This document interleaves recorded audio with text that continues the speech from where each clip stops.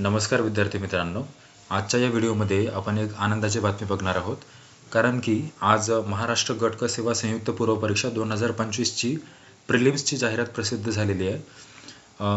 म्हणजे तुम्हाला सोप्या भाषेत म्हणायचं तर MPSC ग्रुप सी जी प्रिलिम्सची जाहिरात आहे ती प्रसिद्ध झालेली आहे.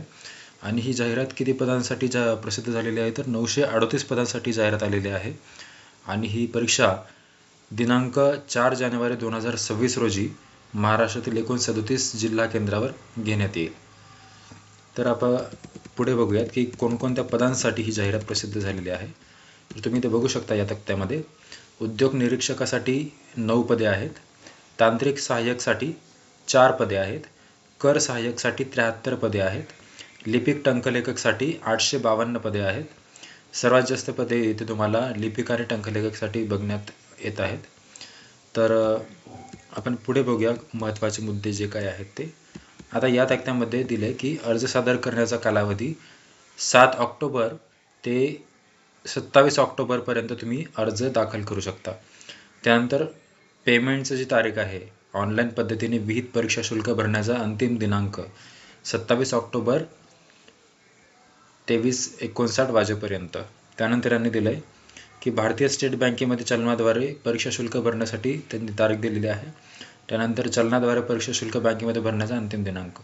तर मला वाटतं की जेव्हा तुम्ही फॉर्म भराल तेव्हाच जर तुम्ही पेमेंट केले तर ते बरं आहे तुमच्यासाठी. आता पुढे बघूया आपण काय दिले महत्त्वाचं. एवढी मोठी जाहिरात पूर्ण पॉईंट टू पॉईंट क्लिअर करणं कोणाला शक्य नसतं. त्यामुळेच आपण थोडं महत्त्वाच्या मुद्द्यांवरच फोकस करणार आहोत. हां, तर वेतन श्रेणी इथून तुम्हाला थोडंसं मोटिवेशन भेटू शकतं. तर उद्योग निरीक्षक याला असते बघा S13चं पेमेंट, म्हणजेच 35,400 हे बेसिक पे आहे यांचं. मग याच्यामध्ये HRA DA वगैरे ॲड करून ही जवळपास 10 ते 15,000पर्यंत वाढू शकतं. त्यानंतर तांत्रिक सहाय्यक विमा संचालनालय यामध्ये सुद्धा S10चं आहे. आणि यामध्ये बेसिक पे तुमचं लागल्या राहील 29,200. आणि यामध्ये तुमचं अजून HRA DA ॲड होईल. त्यानंतर आहे कर सहाय्यक, यामध्ये आहे S8चं पेमेंट, यामध्ये 25,500 बेसिक पे आहे. यामध्येही तुमचं HRA DA ॲड होईल आणि पेमेंट जास्त होईल. त्यानंतर आहे लिपिक टंकलेखक, याचा आहे S6, यामध्ये 19,900 हे बेसिक पे आहे. आणि त्यानंतर तुमचं HRA आणि DA यामध्ये ॲड होईल. त्यानंतर इथे दिले पात्रता म्हणजे काय, भारतीय नागरिकत्व. वयोमर्यादा त्यांनी दिलेली आहे. वयोमर्यादा गणण्याचा दिनांक 1 फेब्रुवारी 2026 या डेटला धरून तुम्हाला वयोमर्यादा तुमची मोजायची आहे. त्यानंतर दुसरी मर्यादा त्यांनी दिलेली, विविध राजपत्रित प्रवर्ग उपप्रवर्गांसाठी किमान व कमाल मर्यादा. तर हा चार्टचा तुम्ही एकदा स्क्रीनशॉट काढून घ्या, म्हणजे तुम्हाला या पदांसाठी तुम्ही पात्र आहात का नाही हे कळू शकेल. आता तुम्हाला महत्त्वाचं सांगतो, कर सहाय्यकसाठी बरेच जण अप्लाय करतात आणि लिपिक टंकलेखकसाठी सुद्धा बरेच जण अप्लाय करतात.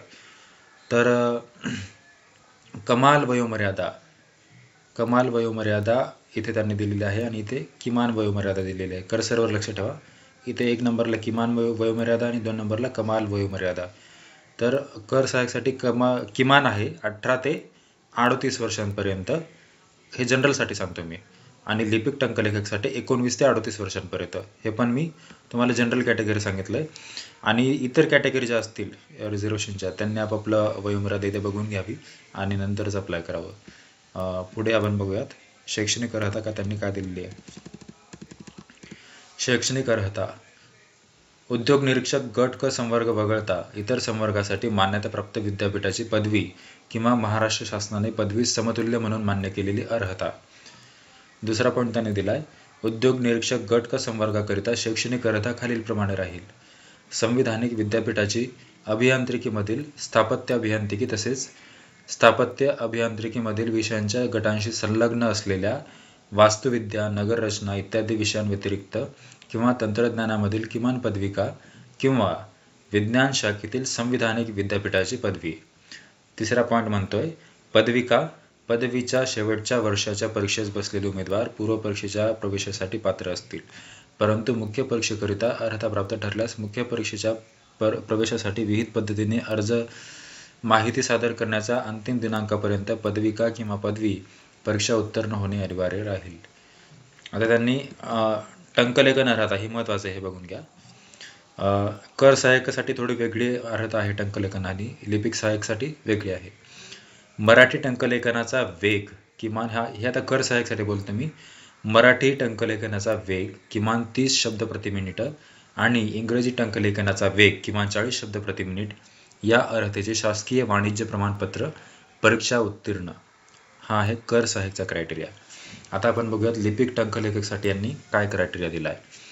मराठी टंकलेखनाचा वेग किमान 30 शब्द प्रति मिनिट किंवा दिले इथे लक्षात ठेवा. इंग्रजी टंकलेखनाचा वेग किमान 40 शब्द प्रति मिनिट या अर्हतेचे शासकीय वाणिज्य प्रमाणपत्र परीक्षा अथवा या उद्देशासाठी शासनाने समकक्ष म्हणून घोषित केलेली प्रमाणपत्र परीक्षा उत्तीर्ण. इथून तुम्हाला एक गोष्ट लक्षात येते की कर सहाय्यकसाठी मराठी आणि इंग्लिश या दोन्ही टायपिंग सर्टिफिकेट्स लागतात. पण जेव्हा आपण लिपिक टंकलेखक किंवा महसूल सहाय्यक, आता बहुतेक त्याला नाव दिले, यासाठी येतो, तर तेव्हा आपल्याला दोन्हीपैकी कोणती तरी एकच टायपिंग इथे आवश्यक असते. आता आपण पुढे बघूयात. परीक्षेचा टप्पा काय आहे. तर इथे बघा, संयुक्त पूर्व परीक्षा व मुख्य परीक्षा, राईट. तर संयुक्त पूर्व परीक्षेचे गुण हे 100 मार्कांची परीक्षा असते आणि संयुक्त मुख्य परीक्षा किती मार्काची असते, 400 मार्काची असते. त्यामध्ये 2 पेपर्स असतात, पेपर 1 आणि पेपर 2. त्यानंतर तुमचं टायपिंग टेस्ट होते कर सहाय्यक आणि लिपिक टंकलेखकसाठी. असा या परीक्षेचा जो आहे परीक्षाक्रम असतो. तुम्हाला MPSCच्या वेबसाईटवरूनच अर्ज करावा लागेल आणि तुम्हाला कागदपत्र कोणकोणते लागतील त्याबद्दल इथे एक तक्ता त्याने दिलेला आहे. याचा एक स्क्रीनशॉट काढून घ्या आणि हे यानुसारच तुम्ही डॉक्युमेंट्स रेडी ठेवा आणि याप्रमाणे अर्ज करा. आता परीक्षा शुल्क कोणाला किती आहे, तर संयुक्त पूर्व परीक्षेसाठी मागास म्हणजे जनरल कॅटेगरीसाठी 394 रुपये फीस आहे आणि मुख्य परीक्षेसाठी 544. आता मुख्य परीक्षा तर नंतरच येईल, जेव्हा तुम्ही प्री पास व्हाल तेव्हा. त्यानंतर महत्त्वाचं काही दिसतंय का आपण बघूयात.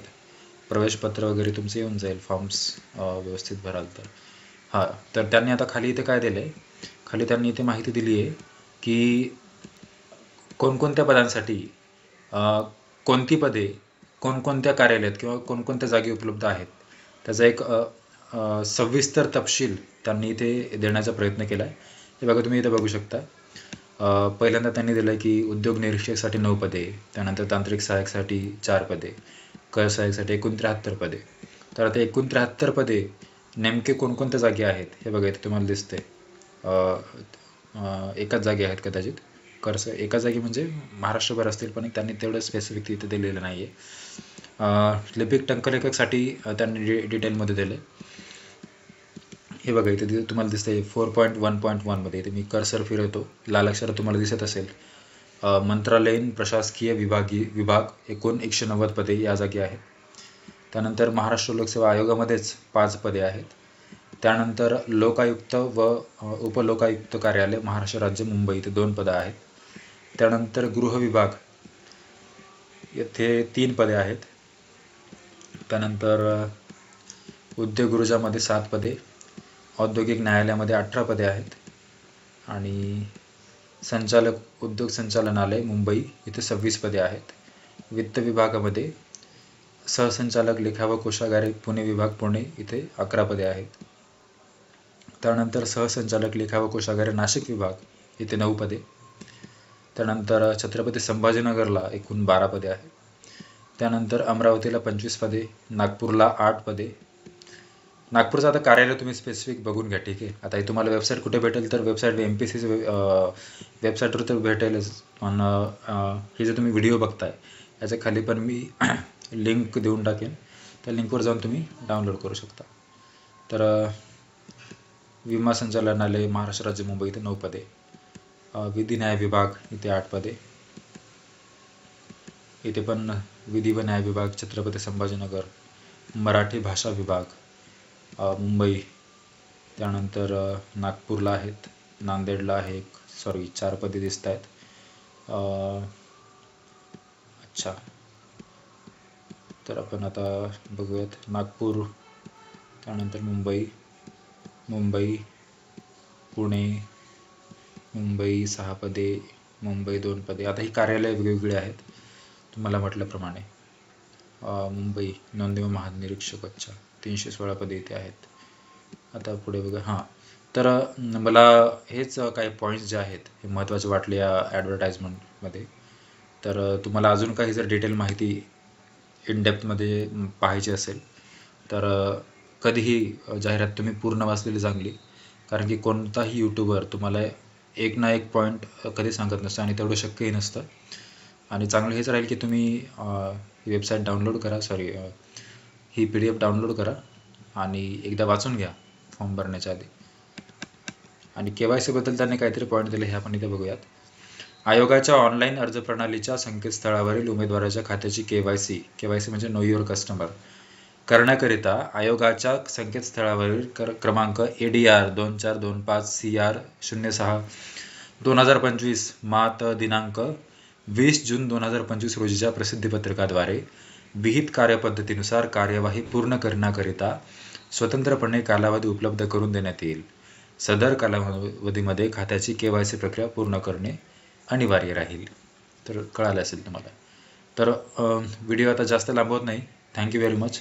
आणि चॅनलला सबस्क्राईब करून टाका, म्हणजे जेणेकरून तुम्हाला असेच नवनवीन अपडेट्स मिळत राहतील. Thank you very much.